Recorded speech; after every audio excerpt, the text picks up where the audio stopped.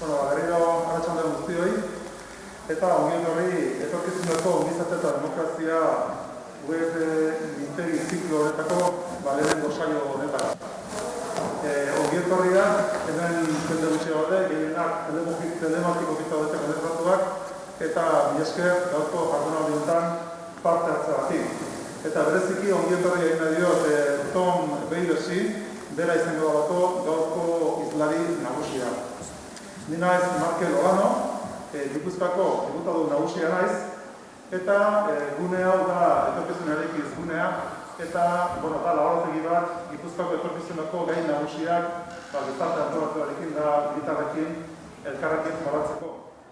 Nirekin gainera eta gurekin daude gizarte eta sozioekonomika arloko zenbait ordezkari gure lurraldekoak, ordezkaritza oso ona esan dukenik, eta baita ere gurekin dago, Irangoan dago, Iman Aldasa, ekonomia sustentzeko diputadua, eta jardunaldi hau, solasaldi hau, nik itzen ondoren, sarrera hori ondoren, Iman Olekberak iratuko du. Nik sarrera txiki honetan aipatu nahi nuke zergatik jarri genuen martxan etorkizuneko ongizatea eta demokrazia mintegi hau, web mintegi hau. Ez dago bukatzerik pandemia baten erdian egonik horrek daukala izugarrizko osasun inguruan izugarrizko eragina, baina dana dakigu baita ere tamalez arlo sozioekonomikoaren duela eragin oso gogorra. Eta orduan, eraldaketa sozioekonomikoa asko bizkartzen ari den horrian, guk eraldaketa horri gizarte egokitzeko aurreketa bat ezinbestekoa dela uste dugu, eta horretan guk jarri genuen bere momentuan etorkizen eraikitzen think tank bat, eta think tank honetako lau talde horretan behintzen eskaintzen ginen etorkizuneko enpleguari buruz aurreketa egiteko. Beraz, sozioekonomikoki pandemia baten erdian langabeziak edukiko duen impactoa ikusita, ikuste dugu gure etorkizunari begira enpleguaren eta gure azkenean arlo sozioekonomiko honetan enplegua duen ibilbidea eta etorkizuna atartzea funtsezkoa da. Eta web mintegi honek hori nahi duke elikatu, elikatu. Nik aurkeztu nahi dizuet Tom Beiresi, hau bera momentu honetan dugu Belgikako enplegu ministerioko, Ministerio Federaleko nazioarteko harreman eta harreman sozioekonomikoko arduraduna, beraz, arlo horretan enplegu arloan Belgikako gobernuan ardura importantea dauka, baina lehenago izan da dago Europako Batasuneko enplegu batzordeko presidentea. Beraz, Europako batzordean ere, Europako Batasunean bere ardura izan du, beraz, Belgikaren ikuspegia gehi, ikuspegi zabalo bat Europa eta nazioarte mailan eskaintzeko modua luzatuko dugu Tome. Bere gai nagusia da, etorkizuneko lanpostuek zein aldaketa ekarriko duten, eta garbi dago horrek esaten duen bezala izugarrizko impactu duten duela. Now I can hear you, yes. Ikusten dugu jantzuten duela Tomek, eta besterik gabe, nik Tom zuri bat dizute hitza, itzaldia dago haseko eta dira bezala gero, ondore Iman Aldasak eratuko du jardunaldi hau. Eskerrik asko, berriro ere Tom, eta zurea da hitza. Thank you.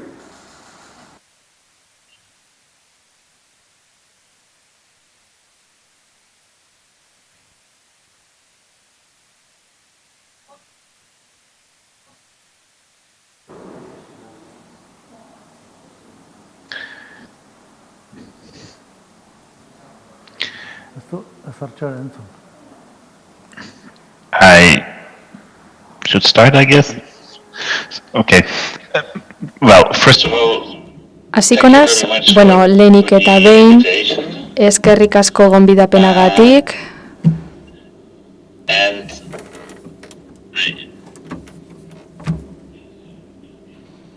Eko handia iristen zait. Okay. I hope you still hear me. Espero du nire soinua ondo iristea. Barkamena eskatu nahi dut ez dudalako aurkezpena entzun, dena den eskerrik asko gonbidapenagatik. Orain nire aurkezpena zuekin partekatzen saiatuko naiz.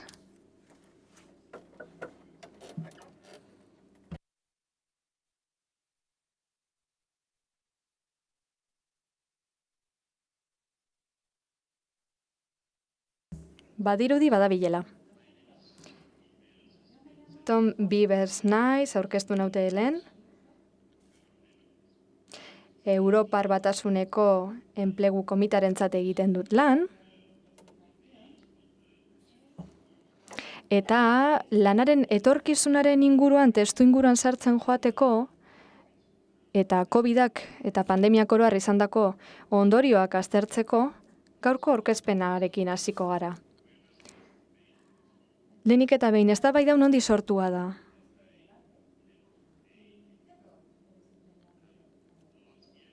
Pasaden urtean, lanaren nazioarteko erakundeak, izan ere erakunde hori da, lan harremanen arloa lantzen duena,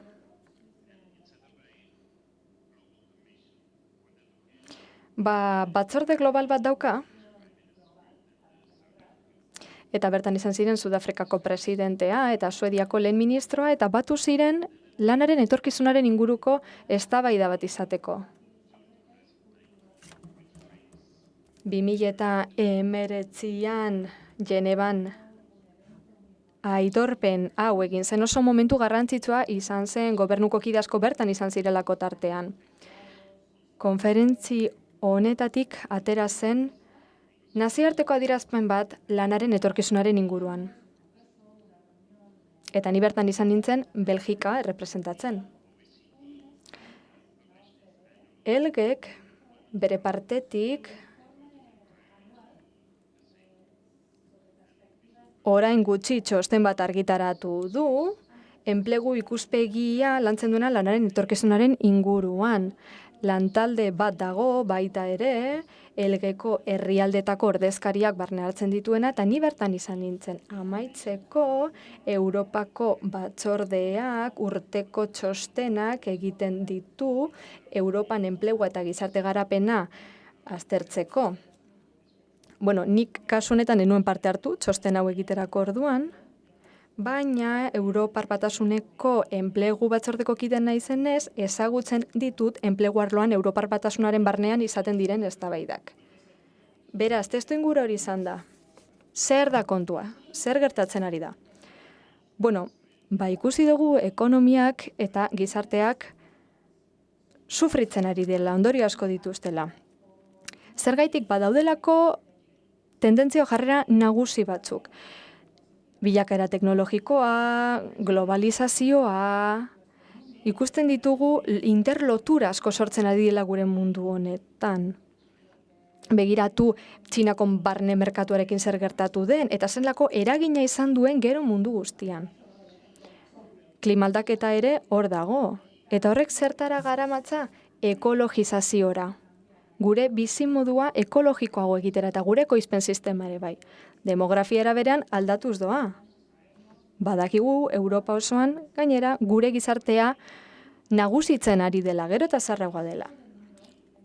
Horrez gain ikusi dugu azken hamarkadetan pobrezia tasa gora egin duela izugarri eta berdintasunik eza gero eta nabariagoa dela. Joera horiek guztiek eragina izango dute guk lan egiteko dugun moduan. Langileetan, nola lan egiten dugun, noiz lan egiten dugu, eta baita ere guk lanaren inguruan dugun perspektiban.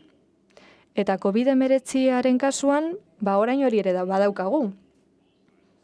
Eta aipatu ditugun 5 joeretan eragina izan du. Horrek ekarri duena da bilakaera teknologiko izugarria, batez ere.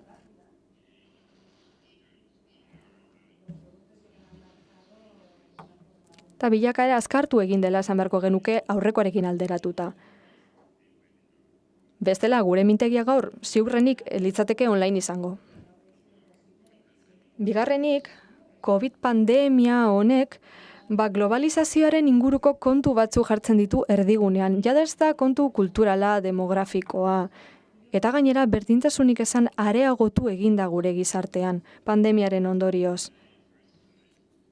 Beraz, nire lehenengo diapositiba honetan, esaten dut, etorkizuna ez dela aurtengo kontua, lehenagotik datorrela. Eraldaketa baten emaitza da. Eta teknologia beti hor dagoenez, industria iraultzen ostean, lana bera ez da desagertu. Zer ikusi dugu azkenengo 20 urteetan? Enplegu kopuruak behera egin duela ekoizpen sektorean, 20%, eta zerbitzuen sektorean 27% hasi da. Beraz, hau leku guztietan gertatu da eta kasu askotan larri kolpatu du gure ekonomia. Askotan, historian atzera egin da fijatu behar gara esate baterako industria eraltzen hasieran zer gertatzen zen. Askok esaten zuten enplegua desagertuko zela, eta ezen hala izan. Izan ere, lanpostu guztiak alde batera geratu zirenak, horiek geratu ziren, baina lanpostu berriak ere sortu ziren. Hurrengo diapositiban, oinarri bezala hartu ditugu Elgeren datuak, erakusteko zenbat lan gera daitezken automatizatuta. Gero eta robot industrial gehiago daude. Hala ere, kalkuluen arabera, lanpostu guztien 14% baino ez daude guztiz automatizatuak izateko arriskuan. Beraz, baikortasuna ematen digu horrek. Lanpostu berriak ere sortuko direlako, konpentsatzeko. Hala ere, lanpostuen 32%aren kasuan, aldatu egingo dira. Langileek teknologia gehiago erabili beharko dutelako eta batzuetan teknologia hori ez delako ezaguna. Kasu batzuetan automatikoki gertatuko da hau. Guztiok egun batean telefono mugikorrak erabiltzen ikasi genuen bezala. Baina kasu askotan prestakuntza eskatuko du. Eta hau ez da berdina herrialde guztietan, batzuetan lanpostu gehiago aldatuko edo desagertuko direlako beste herrialde batzuen aldean. Beraz, lanpostu berriek zer esan nahi dute trebetasun berriak. Lanbideak aldatzeak ere trebetasun berriak eskatzen ditu. Azken 2 hamarkadetan, trebetasun edo kualifikazio altua behar duen lanbide kopurua 125 hazi da. Eta lan merkatuan gero eta langile kualifikatu gehiago daude. Aldi berean, ikus dezakegu, kualifikazio basuko pertsonek prestakuntza gitxiago jasotzen dutela. Kualifikazio altuko lanpostuen aldean.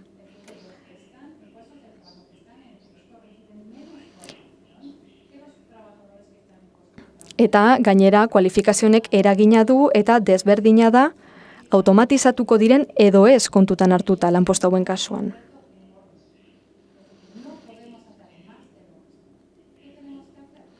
Gauza ez da automatizatzea gauza berdina egiteko, baizik eta egindakoa haratago eramateko. Lehenago ikusi dugun bezala, oro har, lanpostu guztietan ikus dezakegu joera hau.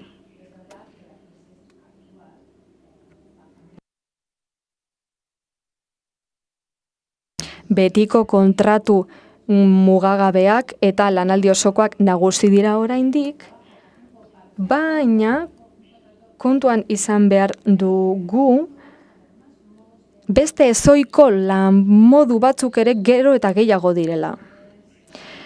Jendea dago autonoma direnak, langilerik bere menpe ez dutenak, beste batzuk lanaldi partziala dituztenak, baina hau ez da negatiboa.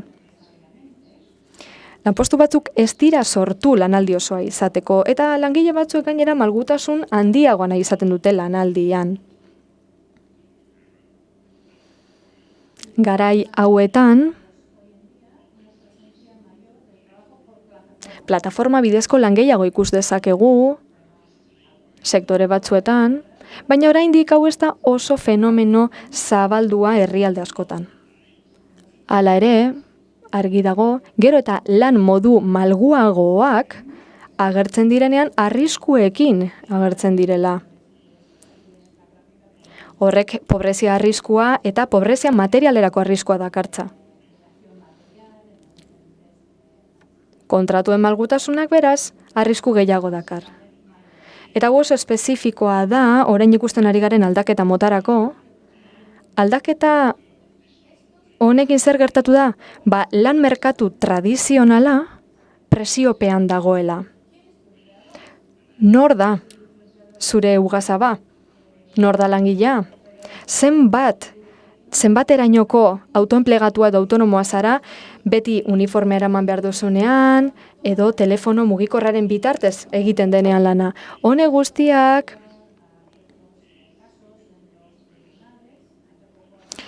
litigioak sortu ditu eta Espainiako Auzitegi Gorenera ere eraman dira kasu batzuk.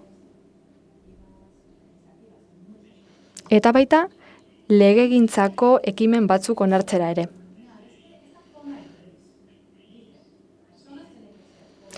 Eta orain, askotan esaten da nola da langileak autonomak edo autoenplegatuak direla. Bueno, ez da beti horrela, konton esan behar dugu, eremu grisa bezala ezagutzen dugun ere ager daitekela. Eta honek zer pentsatzera gara matza? Izan behar garela gai pentsatzeko, mundu mailan nola doan sartzen jendea lan merkatu honetara, lan hauetara. Eta joera nagusien dudan ikuspegia borobiltzen joateko, aldaketa demografikoan zentratuko naiz orain. 65 urtetik gorako pertsona kopurua gero eta handiagoa izango da datozen hamarkadetan, eta mendekotasun ekonomikoak ere gora egingo du.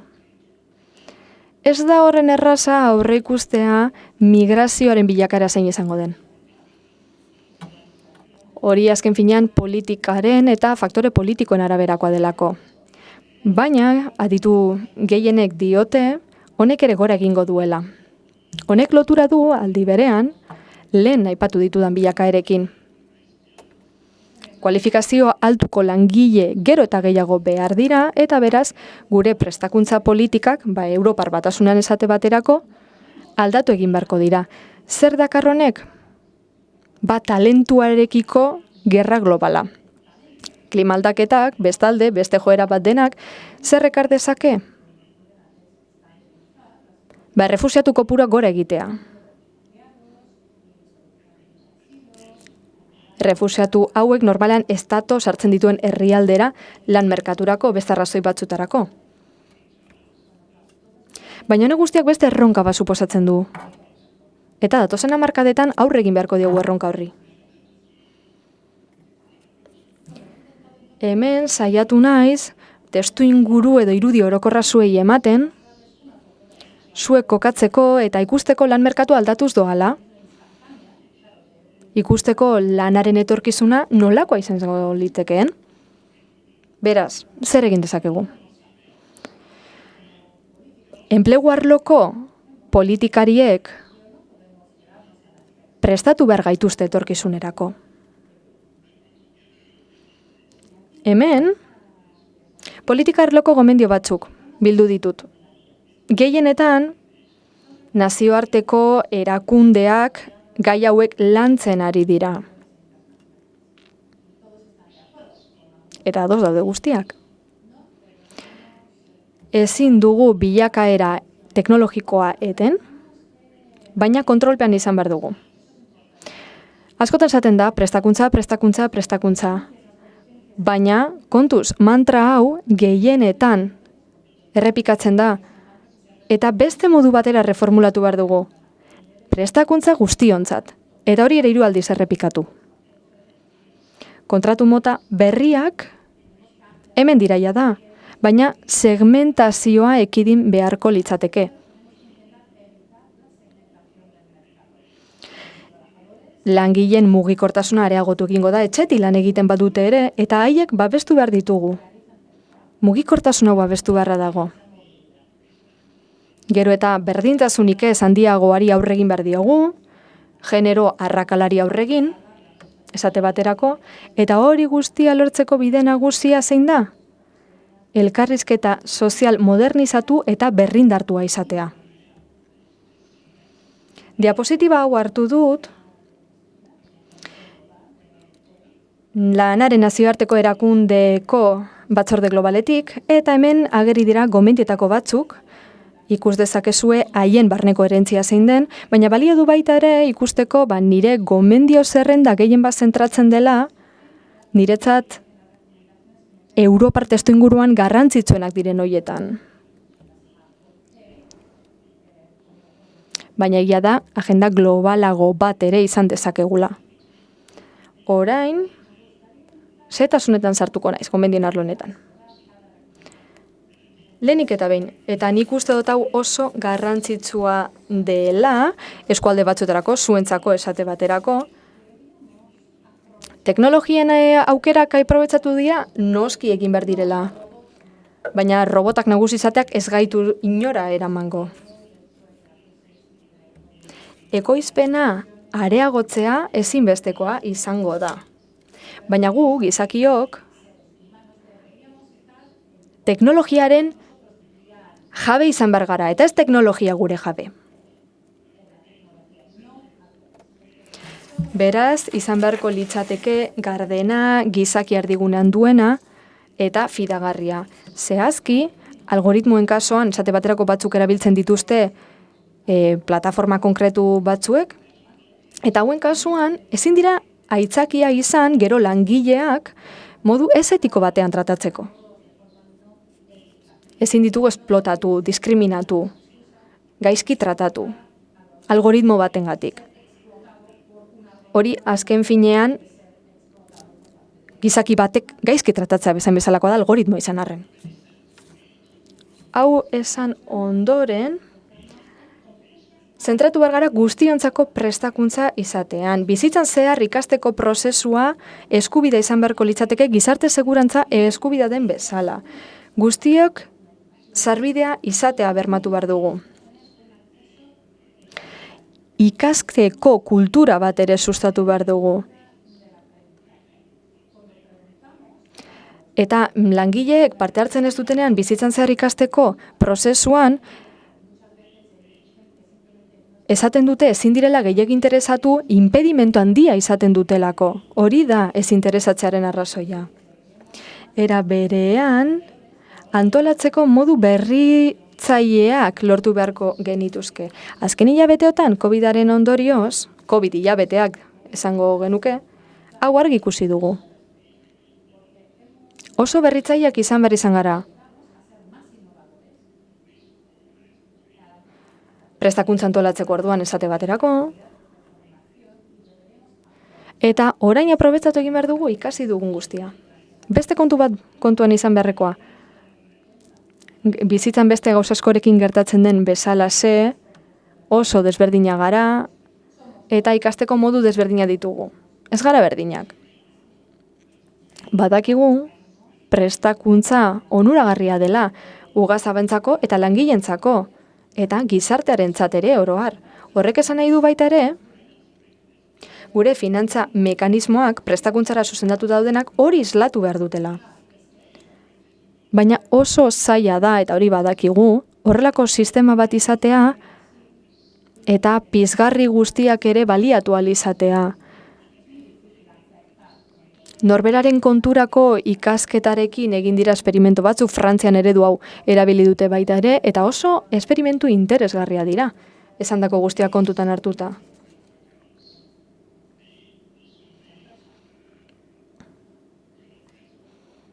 Ondelakoekin gerta daiteke baita ere, ikasketaren mugikortasuna bultzatzea. Eta jendea horrela lanpostu batetik bestera aldatzen joatea, ikasten joatea. Eta sistema ezin da oztopo izan horretarako.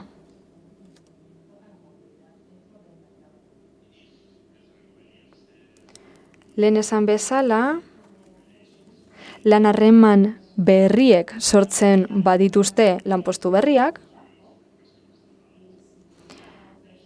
bezeroaren eskare irantzuteko modu berriak ezakartzen badituzte, ongi etorri izen birko dira. Autoenplegu faltsuaren aurka egin behar dugu era berean. Lehen aipatudan bezala, kasu hauetan, ugazabak lana duelakoan entrepreneur figura faltsu bat sortzen du eta hori desagerrarazi beharra dago. Autoenplegu faltsua desagerrarazi beharra dago. Baina esan bezala, kasu batzuetan ambiguotasuna ikusten dugu. Eta ikasi beharko dugu kasu hoiekin ere bizitzen. Ikusi beharko dugu nola arautu behar ditugun. Era berean, zer behar dugu? Kontratu mota gora behera lanak babestuta egotea.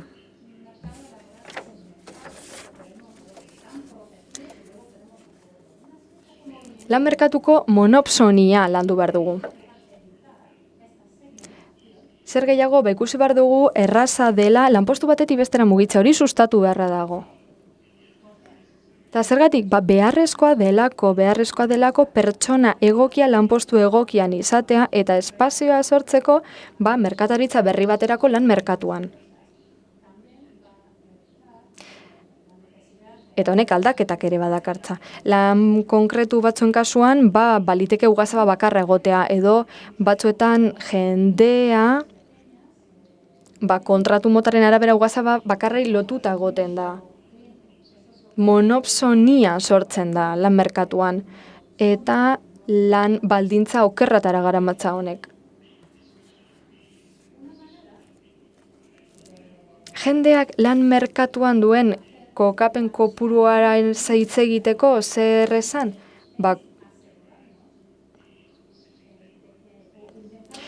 Eskubideak lan merkatuko estatutuetatik atera eta eramangarri egin beharko genituzke. Hainbat herrialdetan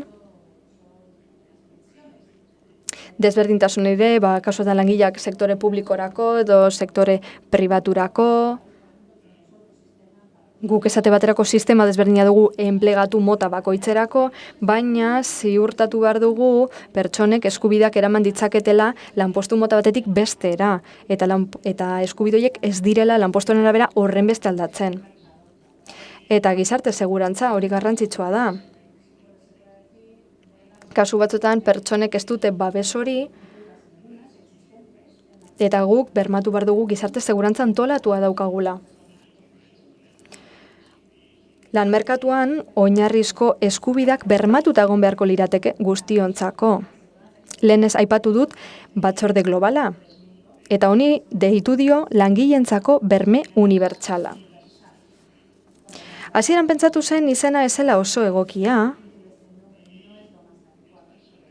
eta horregaitik lanaren nazioarteko erakundeak printzipioak hartu, mendeurreneko adierazpena nahi zuzen ere, eta esan zuen egiten duela referentzia gutxieneko soldatari, izateari, eta azken finean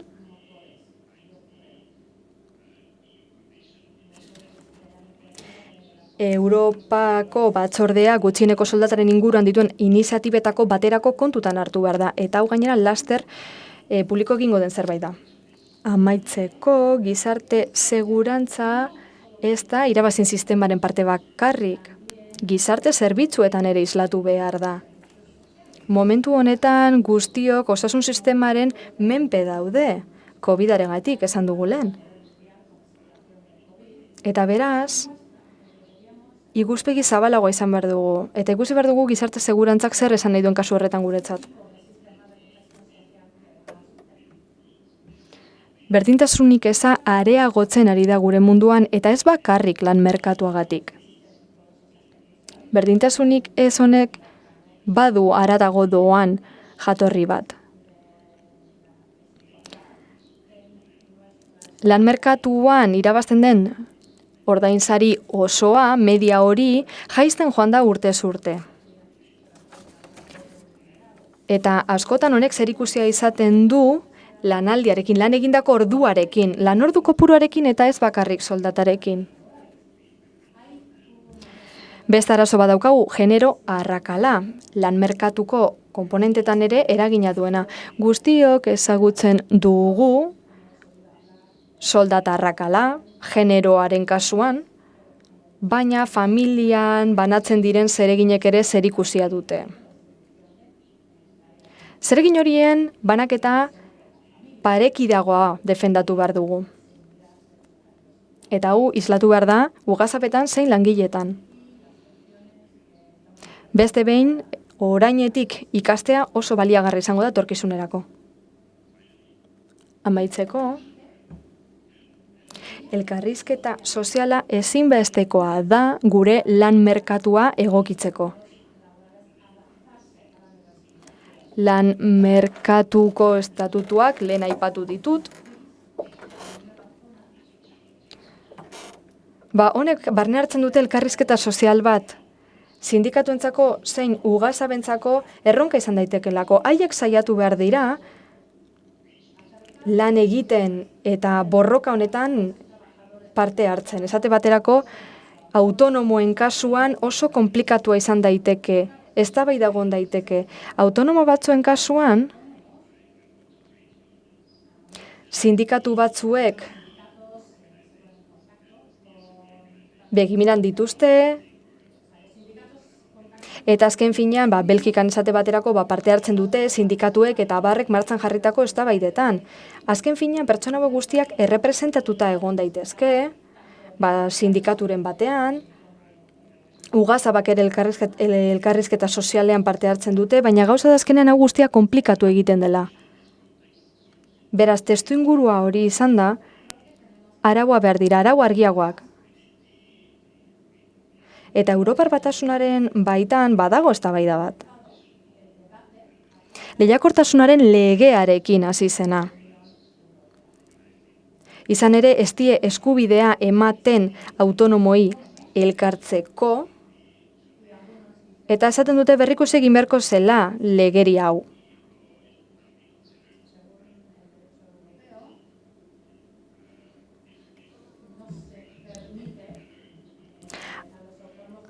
Autonomoak batera arituko balirateke eskubide batzuk eskatzeko, honek esan beharko luke, pentsatu beharreko zerbait dela. Haiek batzen badira eta eskatzen hasten badira, legeria berrikusi behar dela esan nahiko du.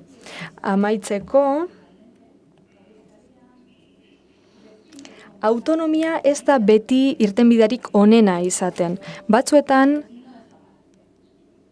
agintaritzak ere tartean sartu beharko dira. Beraz, hau zen nire aurkezpena, eta orain, eztabaida irekitzen bada, ni zain egongo naiz eta galdera guztiei erantzuteko prest egongo naiz baita ere.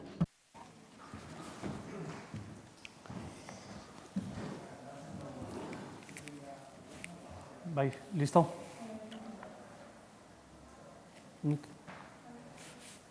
Ezta? Vale. Arratzaldeon eta lehenik eta behin eskerrik asko ton. Nik uste ondo jarri dituzula, zeintzuk diren etorkizuna begira dauzkagun erronkak.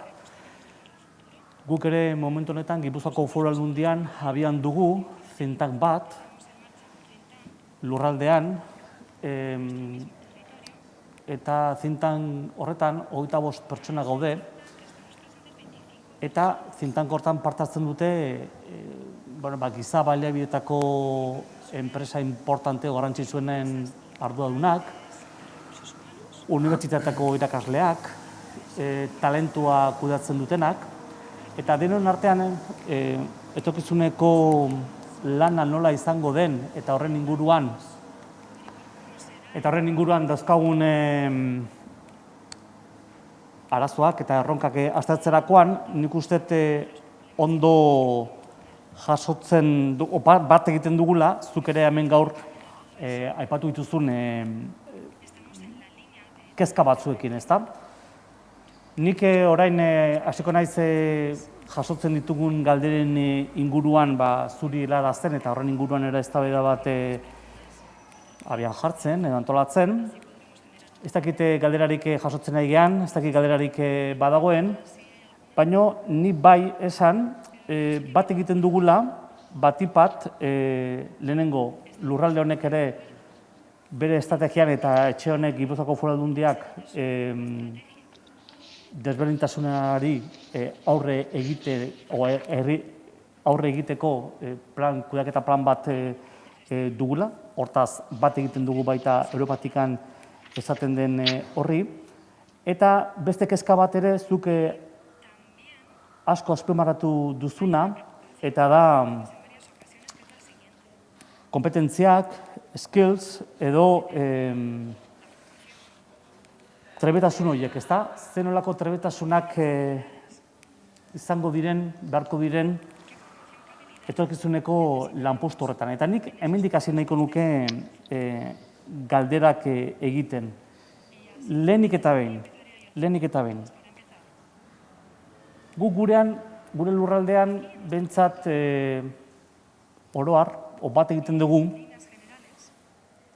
gure ikasleek ikastetxetan, unibertsitatean, formakuntza profesionaletan, ondo hezitzen ditugula, ondo prestatzen ditugula, lan merkaturako. Baino, azken aldi honetan, ez dakiguna da zein nolako kompetentziak izan behar dituen etorkizuneko langile horrek. Eta hor dago gakoa. Ez dakit horren inguruan zerbait gehiago aipatu dezakezun.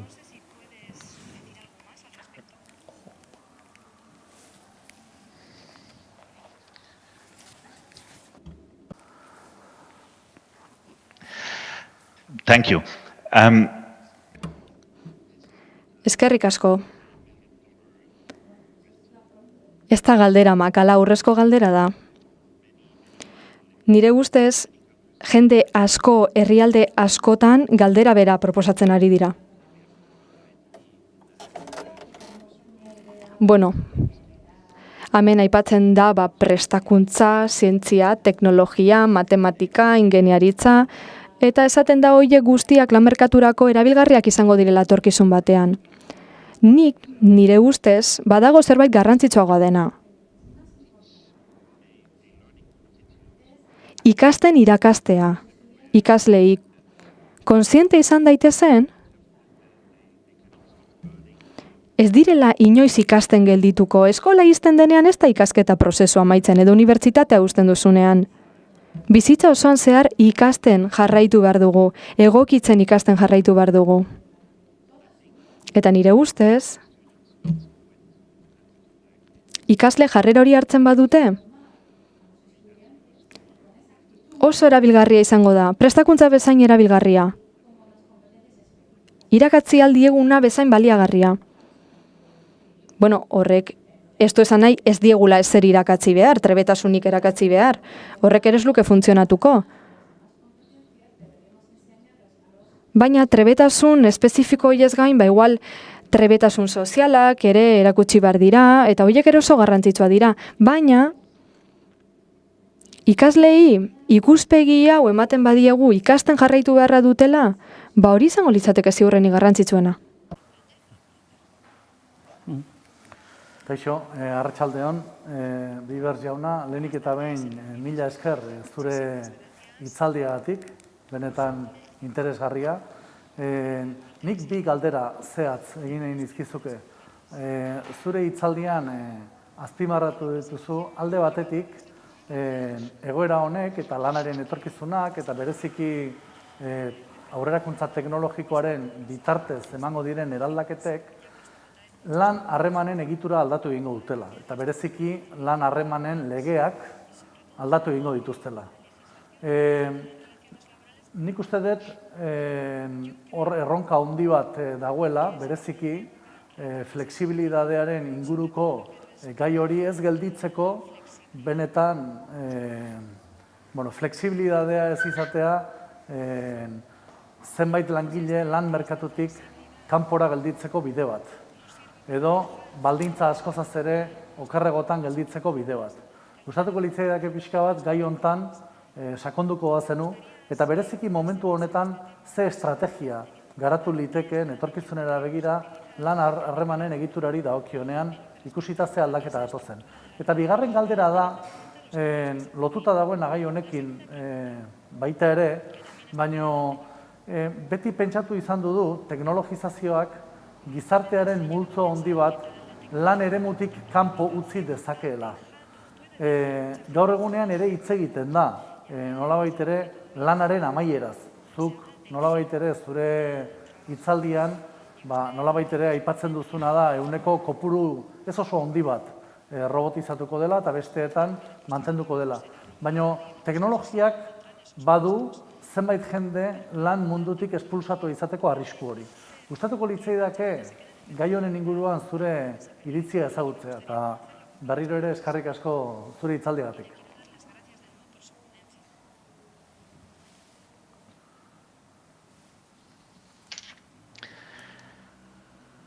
Thank you. Yes, these are... Eskerrik asko. Bai, galdera horiek oso garrantzitsua dira.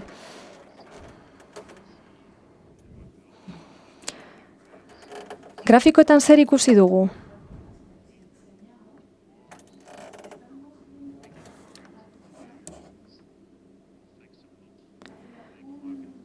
Lan merkatuan gero eta malgutasun gehiago irabazten ari garela. Hala ere,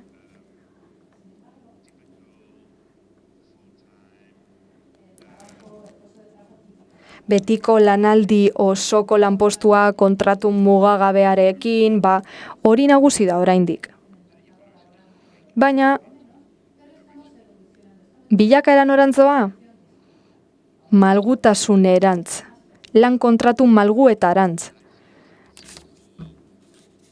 Eta nik ikusten dudanean, hori ekidin daitekeela, zer datorki burura zera egin dezakegula. Gure legerian eskubideak biltzea. Eta eskubideak ez joatea beti horren lotuta kontratu mota bati, harreman formal bati. Askotan, herrialde askotan, jendeak behin-behineko lana, kontratu mugatuak eta bar dituzte, eta ez dute eskubide handirik izaten.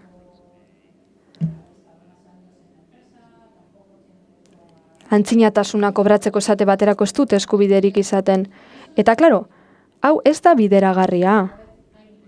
Beraz, zer egin beharko dugu? Eskubideak parekatu, eta ez da gauza erraza. Esate baterako, herbeeretan, orain gutxieneko soldata bat sartu nahi dute autonomoentzat. Langile bakarra dutenentzat. Autonomo dependenteak esan aldiegu. Eta gutxieneko soldata sartu nahi dute haientzako ere, hau herrialde gehienetan ezin da egin. Ez datorrelako bat herrialde horretako lan merkatuaren tradizioekin. Beraz, pentsamolde hori, eskubiden arloko pentsamolde hori, lan estatusaren kontzeptu zabalagora lotuta dago. Eta buelta pare bat eman behar dugu horri. Horrez gain,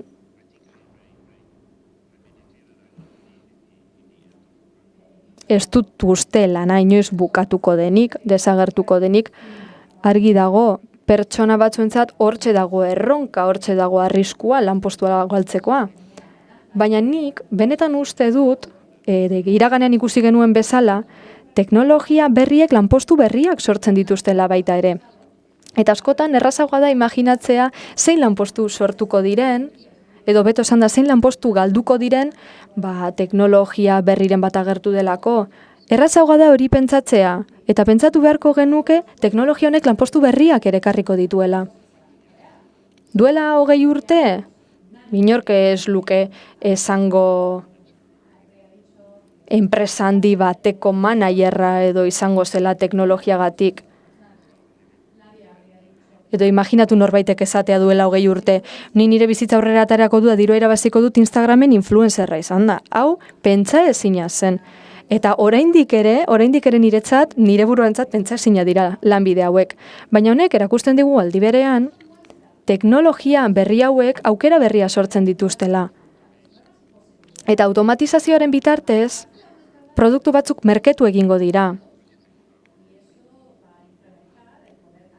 Eta beraz, jendea produktu batzuen edo besten alde egiten hasiko da. Ez dakigu nola bukatuko dugun, hau oso zaila da aurre ikustea. Baina, ez naiz horren eskorra. baina egia da pertsonentzako aldaketa handia izan daitekela, eta zaila izan daitekela. Jada lanpostu konkretu bat eta lanbide konkretu bat duten pertsonentzat aldaketa zaila izan daiteke.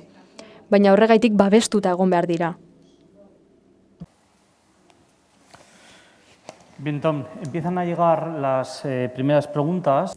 Lehenengo galderak heldu zaizkigu, Tom, eta ia galdera guztiek dute zerikusia etorkizuneko gaitasunekin bagenekien hau gertatuko zela. Zera galdetu didate? Benetako proiektu pilota bat martxan jartzekotan,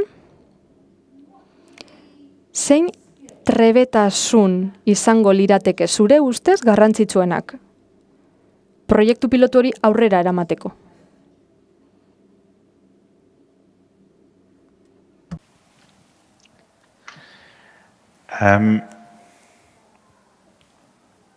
As I think I explained,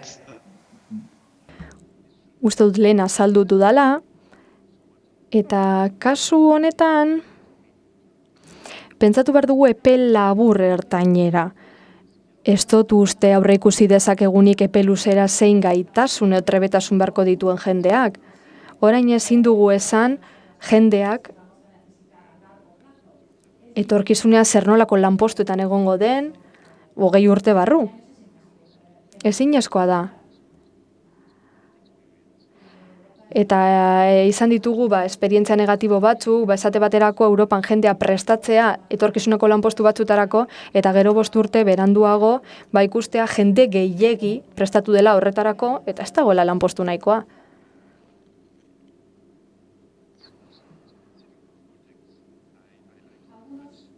Badaude proiektu batzuk asko gustatzen zaizkidanak, eta Bruselan egiten dira hemen bertan, eta zerekin dute zerikusia? Jendeari prestakuntza eskaintzea, baina pertsona hauek dira testuinguru zai, komplikatuetatik datozenak. Eskola azkar utzituten gazteak, edo migratzailea direnak, edo hizkuntza aldetik zailtasuna dituztenak. Eta proiektu hauek gustatzen zaizkit, zergatik? Askotan modu ona direlako jendea irakartzeko. Jendeari erakusteko teknologia berrekin lan egitea, app-ekin, gauza menoekin, eta gainera ez da egiten eskolako testu inguru batean. Horrelat, hainbat trebetasun barneratzen dituzte, epe luzera ere oso baliagarriak izango direnak. Beraz, horrelako oinarrizko gauzak lantzen dira.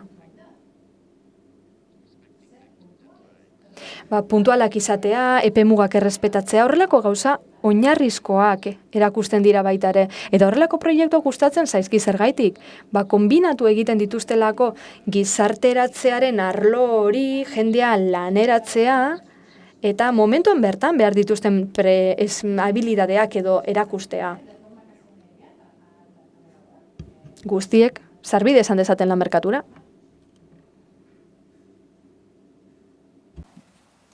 Efectivamente. No sé si hay alguna...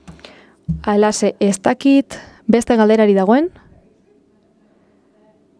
Atxaldeko 6 dira. Eta besterik gabe nik beste behin hemen gauden guztion izenean eskerrak eman nahi dizkiot bihotzez Tomi hitzaldiagatik, galdera guztiei erantzuteko agertutako borondateagatik. Emango dugu. Eskerrik asko.